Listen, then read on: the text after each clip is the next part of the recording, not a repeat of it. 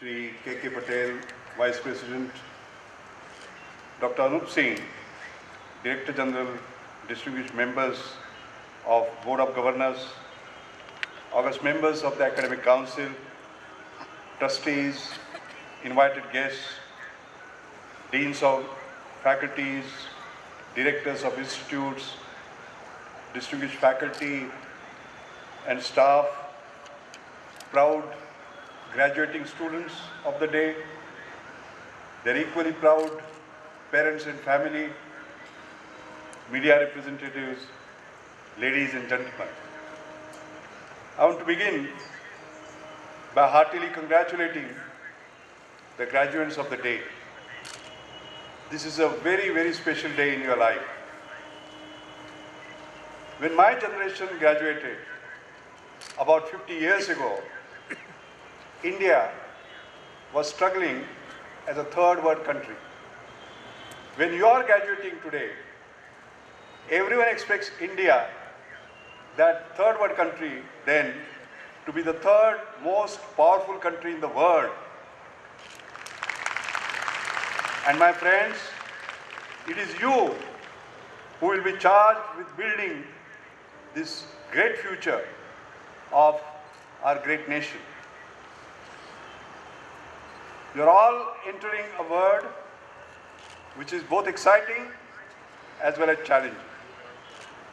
I say challenging since we realize that we are living in what I like to call as a VUCA world, V-U-C-A, VUCA world, which means it is volatile, it is uncertain, it is complex, and it is ambiguous.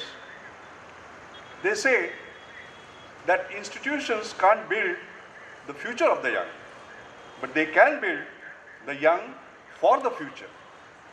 You are fortunate that Nirma University, this great university, has equipped you fully with skills and tools to deal with this challenge most confidently.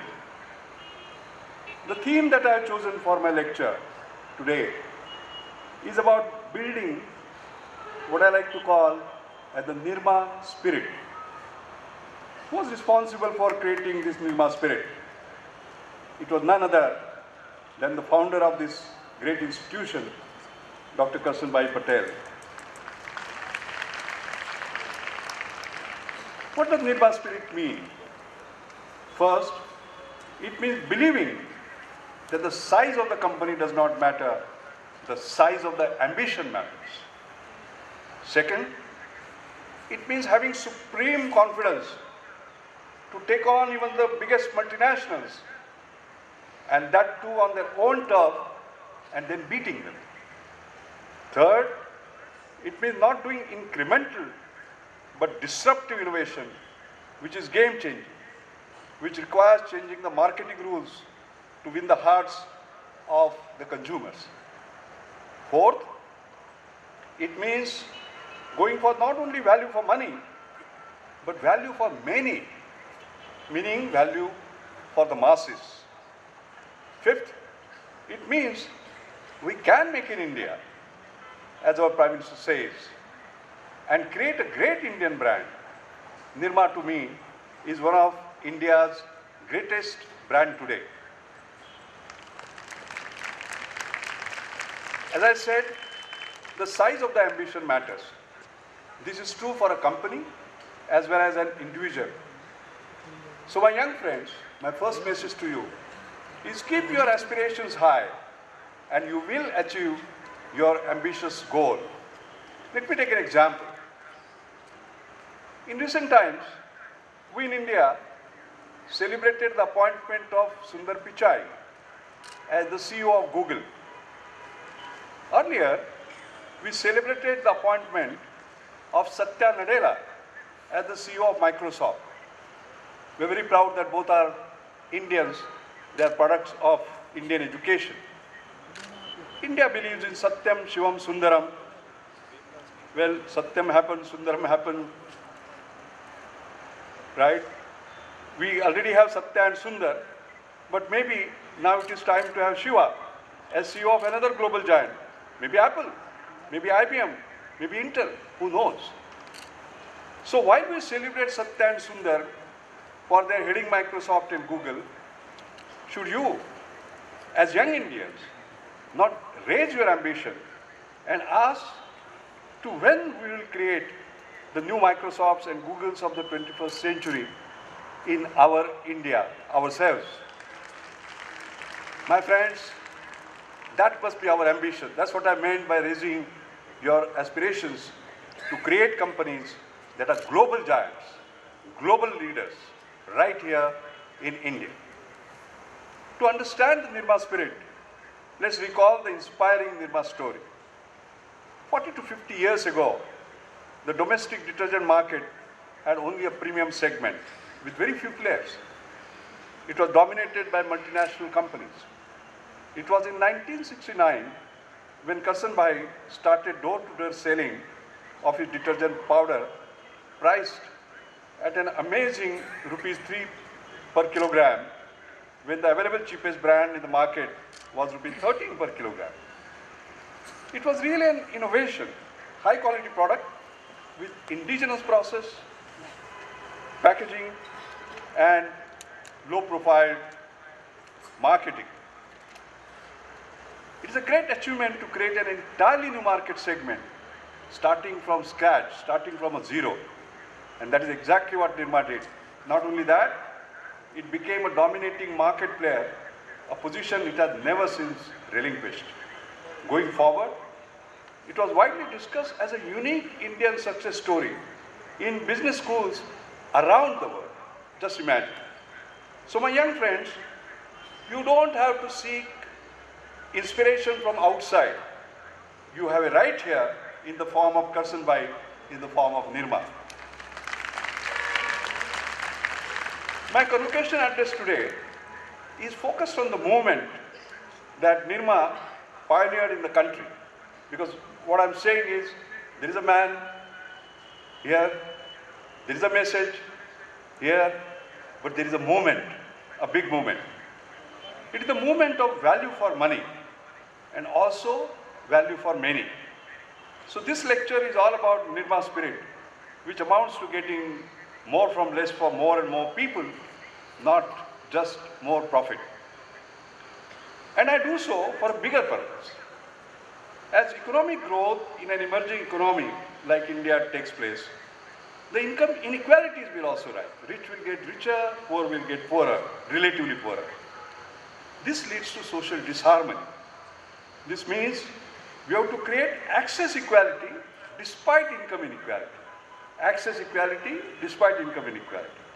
That can be achieved only when we create both value for money as well as value for many. Not just for some privileged few, value for many. Now value for many has to mean value for many more, not just for a few more. Then we cannot be justified with low cost. We must strive for ultra low cost, not just low cost. Then we cannot just seek affordability, but we must go for extreme affordability.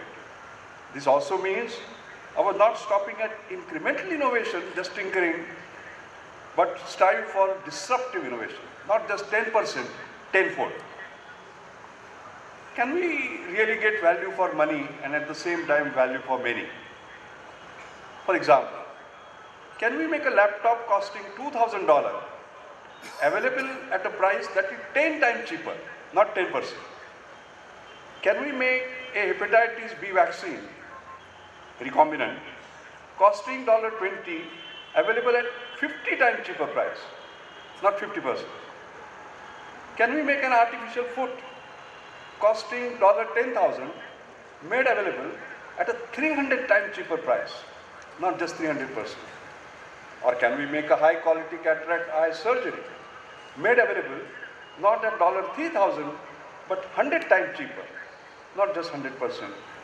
All these look impossible, but my young friends, all these impossible looking challenges have been made successfully, and all of them in India by Indians. You'll all recollect the Mars orbiter mission. How much did we spend? $74 million. and we are circling the Mars today. US spent $671 million. They are also circling the Mars today, right? So we did it almost 10 times cheaper, but achieving the same result. And it was not because of our labor cost, by the way. We did it in a very clever way to get into the orbit. That is the speciality of Indian innovation. I like to call it innovation. That's what the world respects us for. Now, you might ask as to what does it take to achieve such feats? Well, my friends, it takes an inspiring leader like Karsanbhai, who believes in making impossible possible, in setting stretch goals for his team and inspiring them in achieving them. It takes not only incremental innovation, but disruptive innovation, extreme innovation, game-changing innovation. Let's take the case of telecommunication industry in India, specifically wireless communication. There are 950 million plus mobile phone holders today, as against just 15 million 10 years ago. I'm an old man, so I recollect what telephone meant, by the way. I came back I was teaching abroad, and I came back at a young age of 32 in 1976. And I remember it took me 6 years to get the first telephone. In fact, Prahlad Chabria,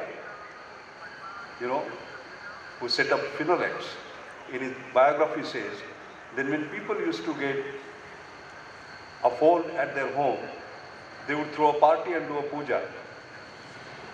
And from there we have come to a situation where practically every Indian has a mobile. Now, why? Because the consumers are enjoying both value for money as well as value for many. The cost of a minute of a cell phone is the lowest in the world.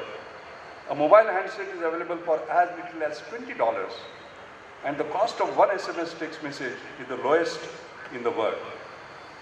This brilliant journey of delivering value for money as well as value for many began with yet another visionary leader, Dhirubhai Ambani, founder of chairman of Reliance, again coming from this great land of Gujarat. Dhirubhai had an audacious dream of bringing the benefits of telephony and communication to the common man in India. Some of who are old enough will still recall he said phone call at the cost of a postcard. He challenged his team to innovate and bring down the cost of a phone call to that of a postcard in India. To achieve this dream of value for many, a series of innovations emerged. Most notable was the birth of the refining model of telecom. Reliance drew inspiration from their experience in building a world-class refinery in India. The refinery integrated complex processes in isolation from the number of customers using the end product. So rather than following the traditional model of purchasing telecom equipment on a cost per subscriber basis, Reliance invented its own model. Rather than paying a massive upfront cost per subscriber fee to vendors, Reliance paid them for the volume of traffic.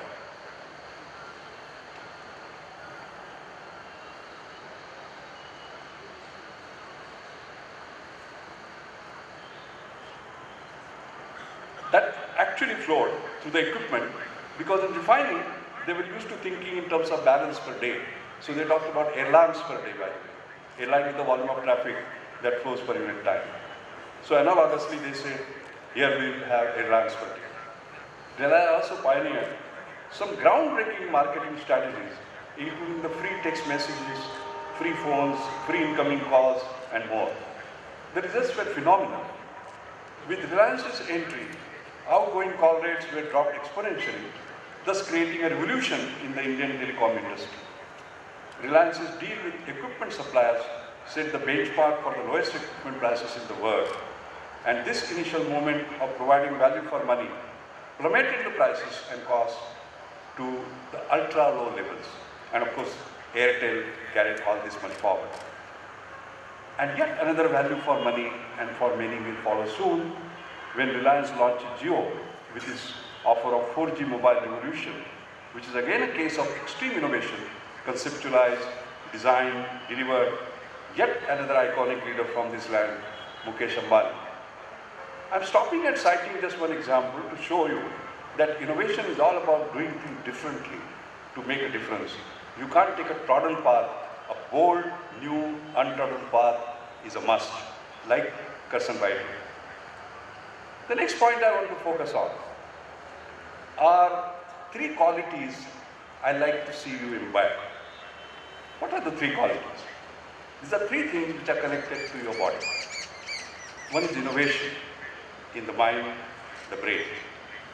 The second is passion, passion in the belly. And the third is compassion, compassion in the heart.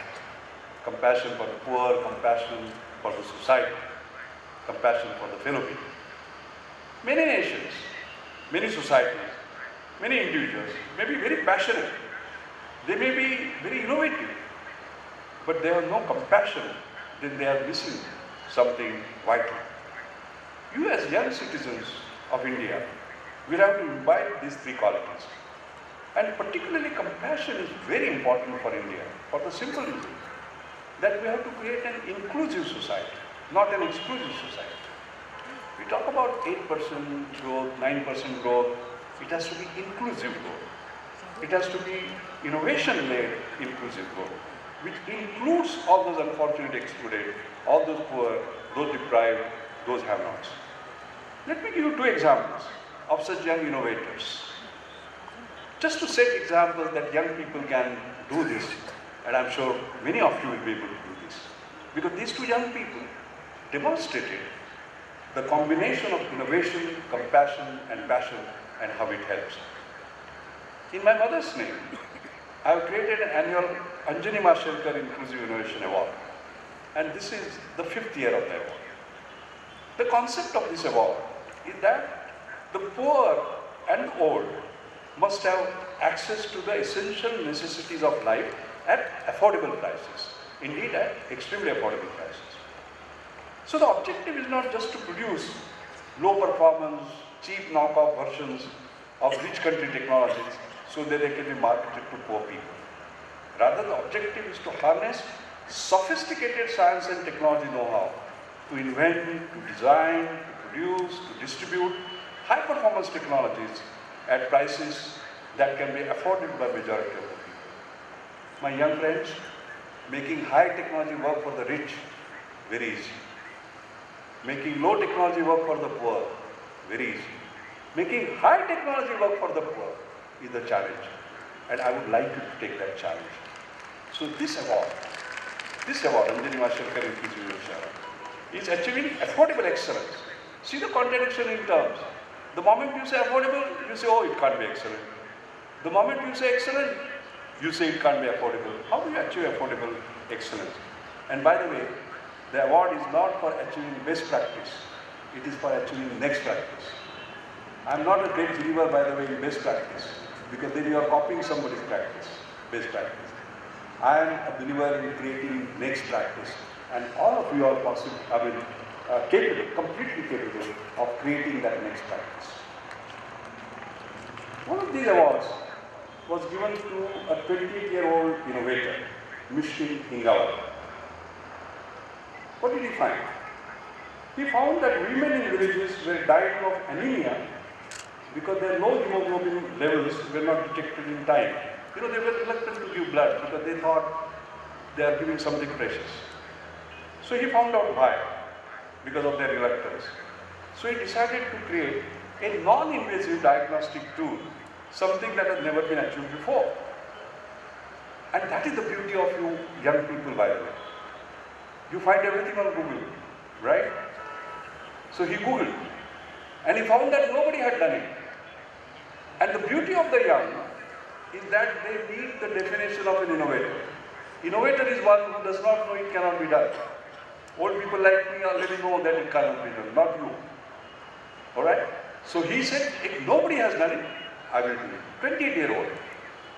And he used technology, high technology, photoplethysmography, spectrophotometry, and a very advanced software for photon scattering to create what he called as a touch HP. This was technological excellence achieved by using cutting-edge technology and not jugaad. By the way, I don't very much appreciate the word jugaad.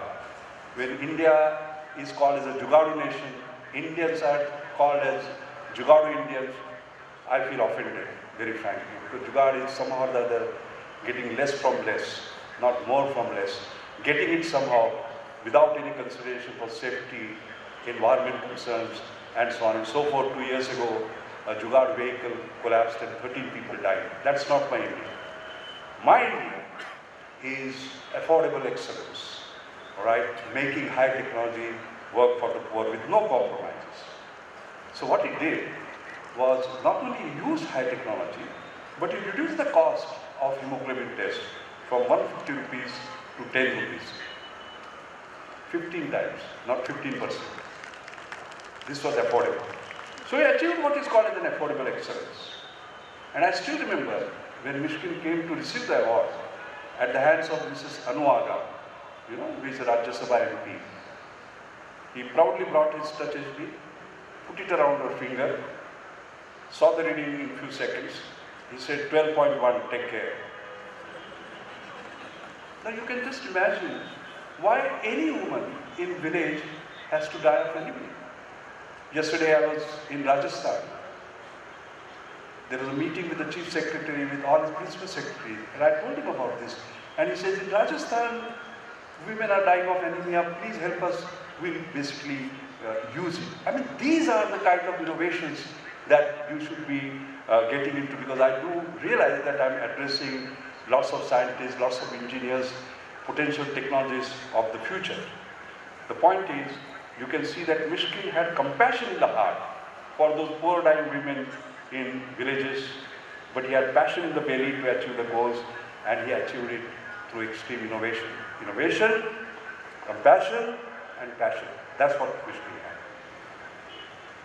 This year's Anjali Mashelkar Inclusive Innovation Award was given on 17th November. By the way, that was the day my mother passed away. It went to a young man, Raghunath A. He's in his early 30s. For designing and developing an extremely affordable and portable ECG device, he calls it Sanket. Sanket, can you believe it, is a credit card size heart monitor, which acts like a portable ECG machine, making it possible to monitor the heart condition, making it as simple as monitoring the body temperature.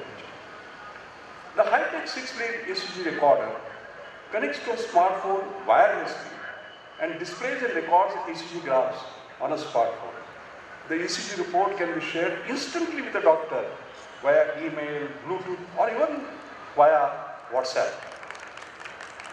The affordable device marks a dramatic shift in the way we approach cardiac care, doing away with expensive ECG machines, distant hospitals or laboratories, and skilled technicians.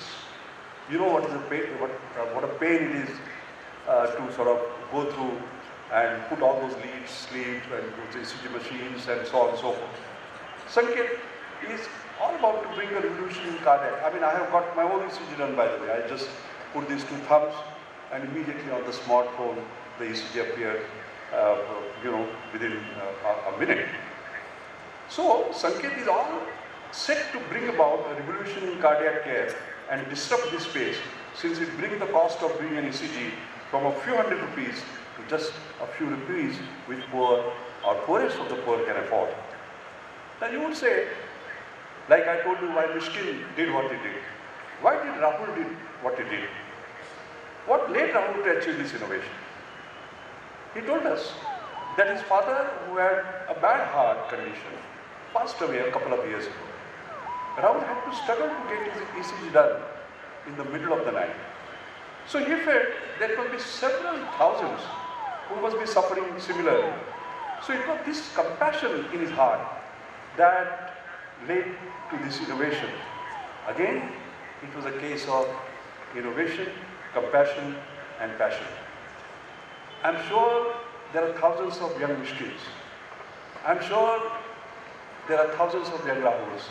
And I'm quite sure there are Mishkins and Rahuls amongst us, actually, around the country too. So we must find them, we must fund them, we must help them, because by helping them, we'll be helping ourselves, because helping these compassionate innovators will help the society at large. I'd like to end my convocation because as a wise old man, I'm supposed to at the end give you some mantras on success and how to move and some message, and I'd like to do that. My young friends, at the end you will ask me what will it take us to succeed in life. I'll just tell you 5 things, that's all. They have helped me personally. As you step out of the portals of this great institute, I'd like to give you what I like to call as 5 Mashelkar mantras for success, if you like. I repeat these messages everywhere I go by, and here they are. First, your aspirations are your possibilities. So keep your aspirations always high. You know, my friend C.K. Prahlad used to say, resource and aspiration. Aspirations have to be always higher than the resource. And the resource keeps on going up, our aspirations keep on going down. Don't do that. We often complain about scarcity in India, but remember, it is the combination of scarcity and aspiration that can create disruptive and game-changing innovators. If you want one example of great success, it is Karsan Bhai. He is a brilliant example of scarcity and aspiration creating a disruptive innovation. That is point number 1. Point number 2. There is no substitute to hard work for becoming successful. I can tell you, I am 72, but even at this age, I myself work 24/7, week after week, month after month, year after year, and I promise I will do that till I take my last breath. So golden rule is the following. Work hard in silence, let success make the noise. I repeat, work hard in silence, let success make the noise. And you want a great example of that? Kasturba again is a great example of Karsan Bhai. Third, and this is very important for young people, by the way, like instant coffee, there is no instant success. You know, I was saying here the other day, I was looking at a presentation, a website presentation, and it didn't make an impact on my mind. So I said, look, this is meant for young people, and their attention span is 20 seconds. So you better change, go back to the dining hall. And you know, I was wrong, because after a week I found Microsoft scientific study showed that the attention span of the young people is 8 seconds. Can you just imagine? And therefore, Karsan Bhai, it's very interesting. We used to talk about agricultural economy, then we moved to manufacturing economy, then we moved to knowledge economy, moved to creative economy. Now people talk about attention economy. Because if you are not able to capture your attention in those 8 seconds, you don't make a difference, basically. So that will do, and everything has to be instant. That's why I say, like instant coffee, there's no instant success. Your overnight success is always a result of everything that you've done through that moment. And if you really look closely, most overnight success took a long time. And again, Karsan Bhai is a great example of my third point.